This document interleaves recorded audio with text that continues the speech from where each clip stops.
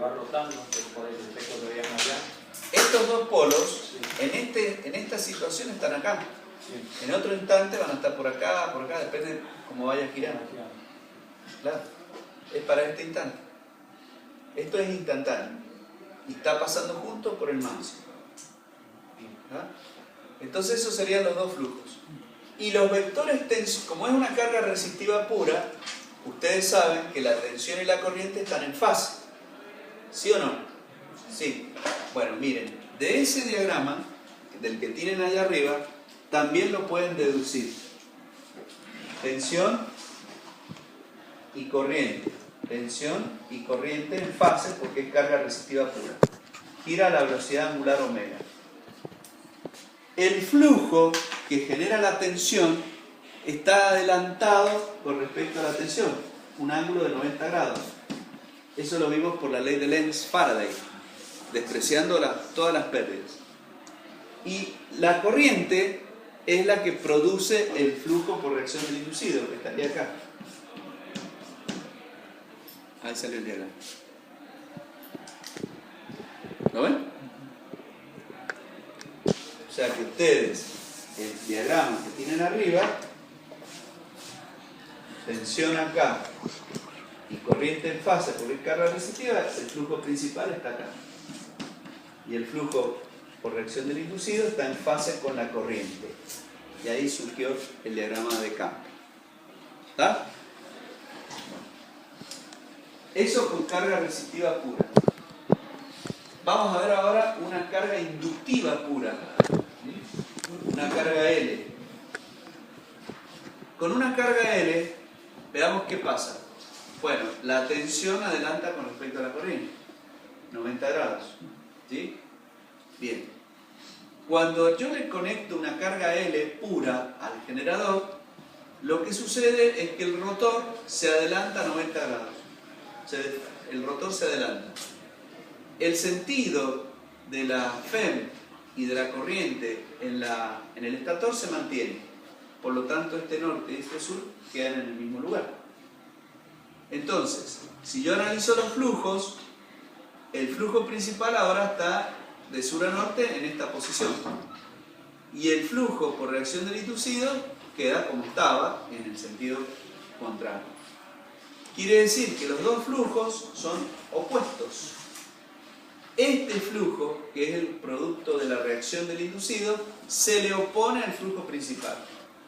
Cuando se le opone, provoca una desmagnetización de la máquina. Por eso, el efecto de la reacción del inducido con carga inductiva pura es desmagnetizante.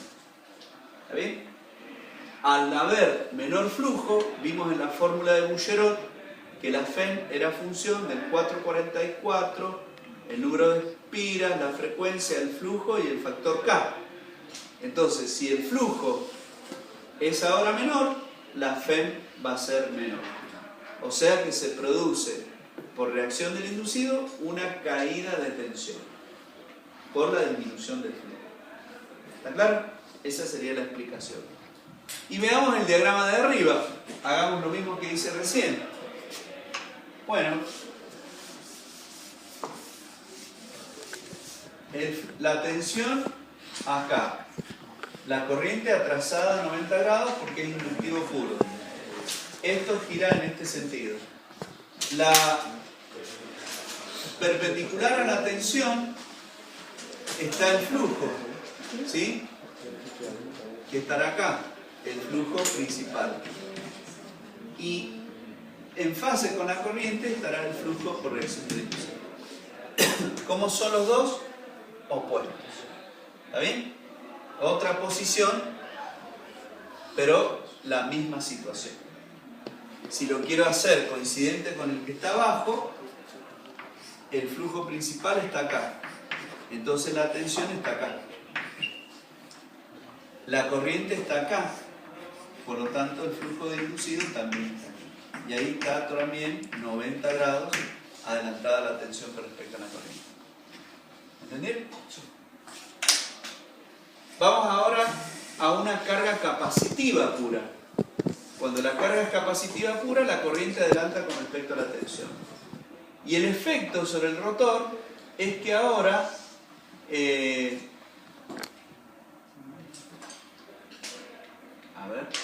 ahora se ha retrasado 90 grados, ¿sí? El sentido de la FEM sigue siendo el mismo, punto arriba y cruz abajo. Con carga inductiva el rotor se adelantó, con carga capacitiva el rotor se atrasó, ¿está bien? Por eso el norte lo tengo acá. Entonces, ahora el flujo principal es de sur a norte, es este. Y el flujo de reacción del inducido producido por los polos sombras iría de norte a sur, también hacia la derecha. Con lo cual, el flujo resultante ahora es más grande. ¿Por qué? Porque el flujo por reacción del inducido se le suma al flujo principal. Es decir, ha habido una magnetización de la máquina. La reacción del inducido generó una magnetización de la máquina. O sea, un mayor flujo. Como la FEM depende del flujo, al tener más flujo tengo más FEM. Por lo tanto, aumenta la FEM. Opuesto a lo que pasaba con carga inductiva pura. Veamos los diagramas del diagrama vectorial.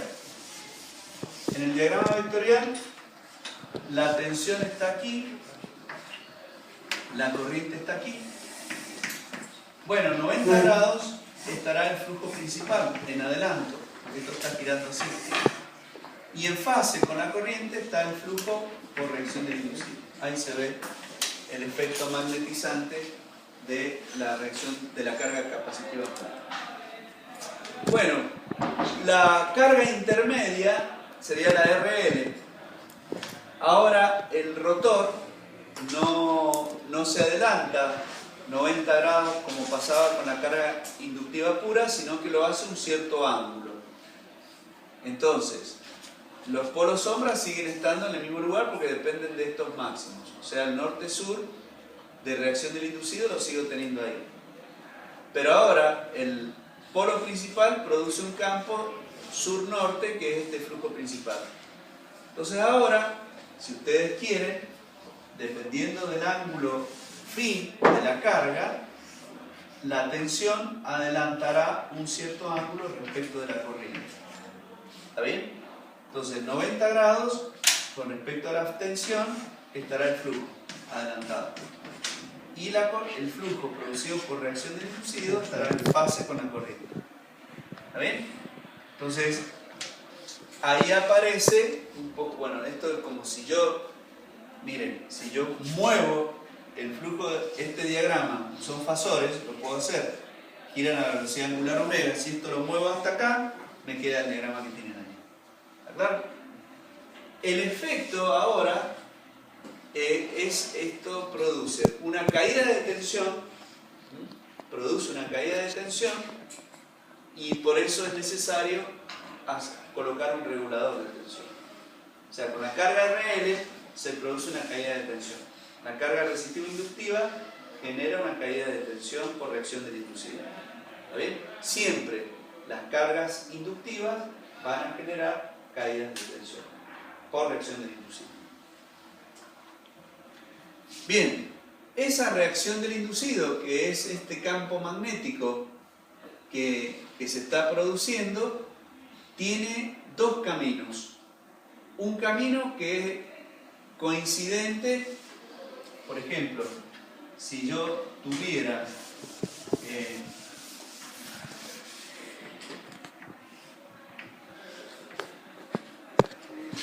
campo magnético girado ahora por el rotor en este sentido, puedo tener dos ejes a 90 grados.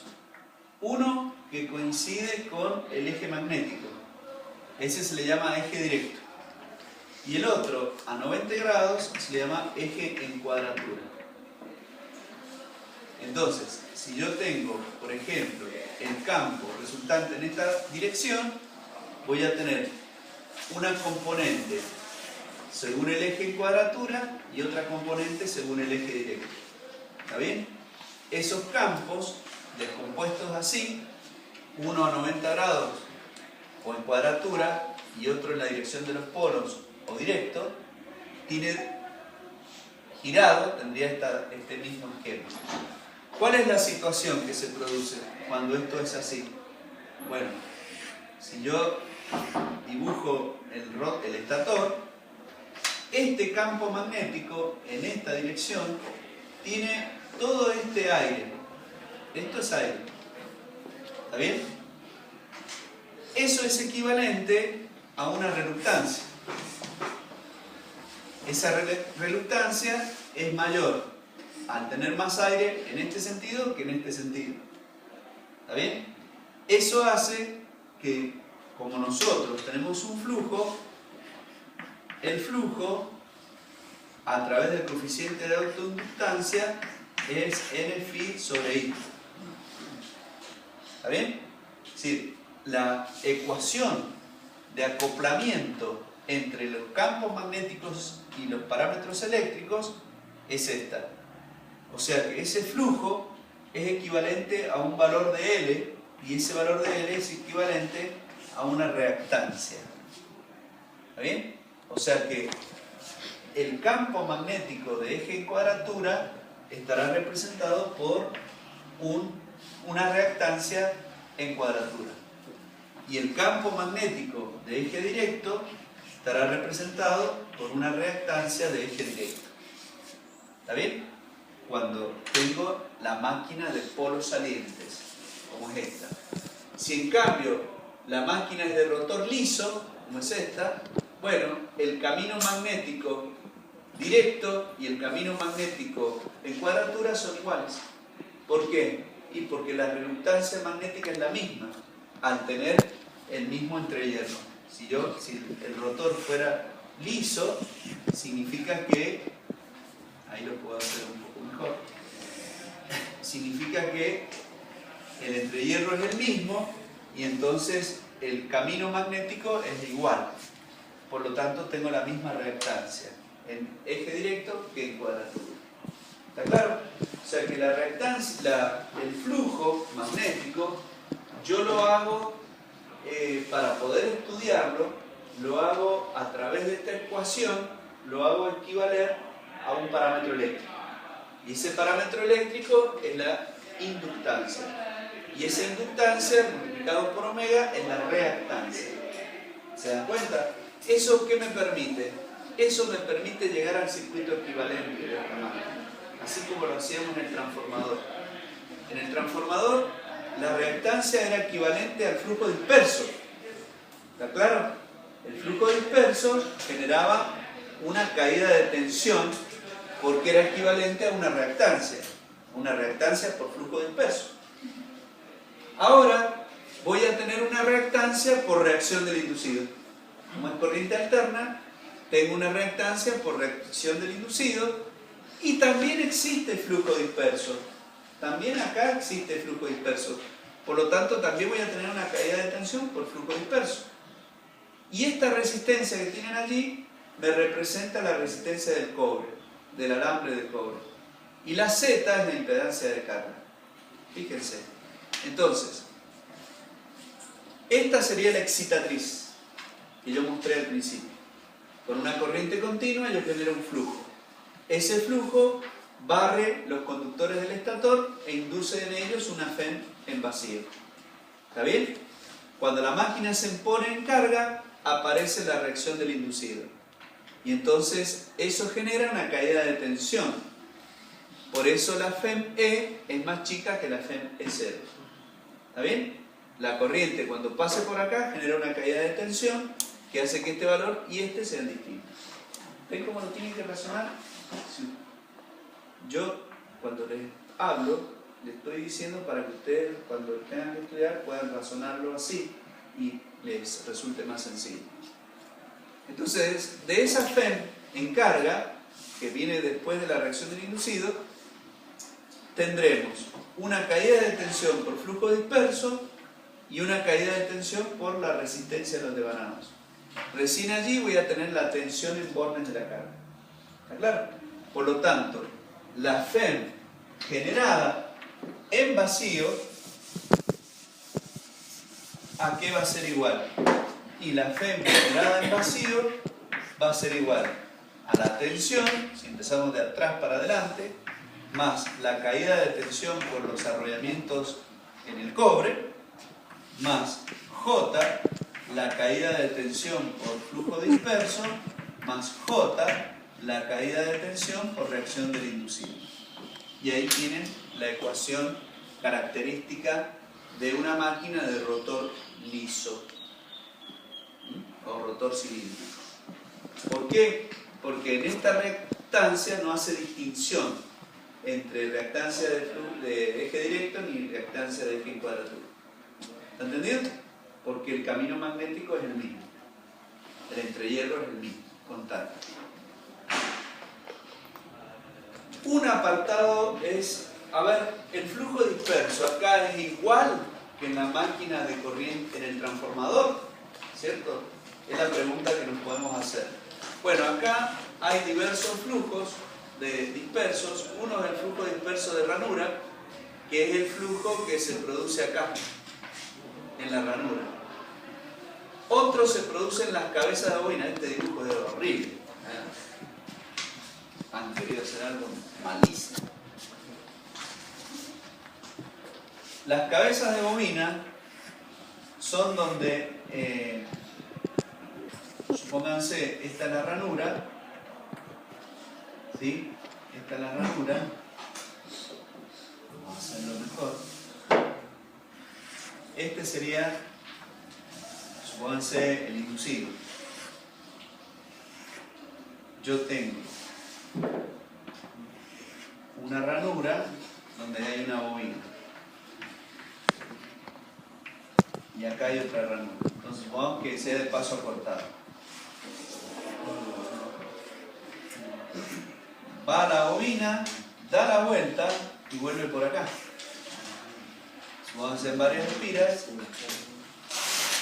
da la vuelta aquí. Entonces, el campo magnético acá, el flujo que se genera acá al dar la vuelta no tiene hierro, está en el aire. Ese flujo es disperso. Solamente interviene el que entra en el hierro. Ese es el de cabeza bovina. Ese es el de cabeza bovina, cuando da vuelta.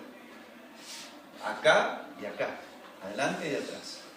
Entonces, flujo de cabezas de bobina. Y el zigzag tiene que ver por el recorrido que hace el flujo al tener esta pieza que está girando y ir barriendo las distintas ranuras. Hace este recorrido. Entra el hierro, sale del hierro, entra el hierro, sale del hierro. ¿Entienden? El flujo busca el camino de mejor permeabilidad. Y la mejor permeabilidad se la da el hierro, no el aire. Entonces, entra el hierro, sale del hierro, entra el hierro, sale del hierro, entra el hierro, sale del hierro, entra el hierro. Donde hay aire, no voy a tener todo el flujo. Ese es el zigzag. El diagrama vectorial, ¿cómo quedaría? Y el diagrama vectorial quedaría de la siguiente forma. Lo podemos construir de la siguiente forma. Arrancamos de la FEM en vacío, la S. A la FEM, 90 grados y en adelanto, voy a tener el campo principal que genera la FEM. ¿Está bien? Bueno, en carga yo voy a tener una tensión U y una corriente I. Este ángulo es Φ. ¿Qué tipo de carga es esa? Inductivo. RL. Entonces, la corriente, si es de rotor liso, la corriente genera, por reacción del inducido, un campo θI. Θ por reacción del inducido. Ese campo, ¿sí?, se suma al campo principal y me daría un campo resultante θR. Ese campo resultante θR va a generar un flujo Φ resultante. 90 grados, acá a lo mejor esto lo tengo que corregir, 90 grados con respecto a este flujo voy a tener la FEM E en carga. La tensión, después la voy a dibujar, bueno, la corrí un poco. Esta es la tensión. ¿Está? Acuérdense, perpendicular al flujo está la FEM. Y siempre el flujo adelanta 90 grados con respecto a la FEM. Entonces esa será la FEM en carga. Recién vimos que la FEM E0 era igual a la tensión U más I por R. Bueno, paralelo a I voy a tener I por R. La caída de tensión en la resistencia. Luego, 90 grados y en adelanto voy a tener más J I por el flujo disperso. Y eso me va a dar, si ustedes se fijan, U más R por I más I por XD me va a dar la FEM E. La FEM E, de acuerdo a la escala que yo he trabajado, sigue estando a 90 grados, pero ahora tiene que ser hasta acá. ¿Está bien? Y 90 grados con respecto a la corriente estará, ¿qué cosa? La caída de tensión más J I por reacción del inducido. La suma de todo esto me va a dar la FEM E0. ¿Entendieron? Que es la ecuación, acá sería más J I por XD más J I por reacción del inducido. ¿Qué es lo que tienen? ¿Está? Entonces, de ese diagrama surgen algunos ángulos que son muy importantes que hay que tener en cuenta. El primero es el phi. Claro, ese ya lo conocemos. Es el ángulo de potencia, que depende de la carga. El otro ángulo que aparece allí se llama ángulo delta, que está tomado entre la tensión y la FEM en vacío. Ese ángulo se llama ángulo delta. Ese ángulo se llama ángulo de carga. ¿Por qué? Cuando vimos la reacción del inducido, nosotros vimos que el rotor se adelantaba, se atrasaba. Se adelantaba, se atrasaba. Cuando era inductivo, se adelantaba. Y cuando era capacitivo, se atrasaba. Eso es equivalente a una carga mecánica. Para la turbina que mueve el alternador, representa un esfuerzo mecánico. Es decir, una carga RL o una carga L a la turbina que mueve el alternador le significa un par resistente. ¿Vieron que esta mañana le pusimos el motor de alterna trifásico como carga del motor de continua? Bueno, el motor de continua, el motor de alterna estaba conectado de forma tal que giraba en sentido contrario al motor de continua. De esa forma le generaba al motor de continua un freno, un torque. Bueno, ese fenómeno también se produce en el generador cuando yo pongo una carga L. Cuando yo pongo una carga L al generador, a la turbina, es como si le hubieran puesto un freno, un par resistente. ¿Está bien? Por eso, porque el rotor tiende a atrasarse. ¿Entienden? Entonces, eso se puede ver bien si yo para medirlo, digamos, para verlo, ese ángulo, lo tengo que tomar con respecto a algo, a una referencia. ¿Y de dónde surgió todo ese problema? Y de pasar de vacío a carga. Entonces por eso está tomado con respecto a la posición sin carga